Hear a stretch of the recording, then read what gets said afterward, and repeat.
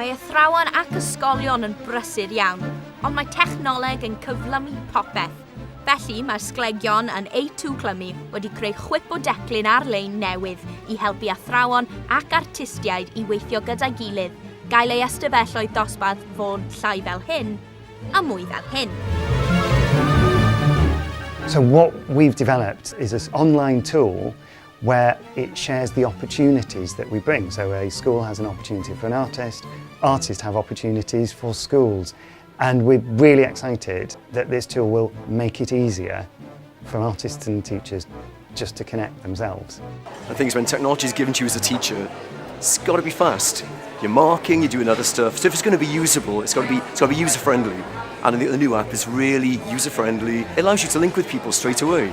I've got lots of ideas of things I want to do, but actually having a list of all the practitioners and all the artists in one place that I can just search through is really going to help me out and really make sure that these activities actually happen for the students.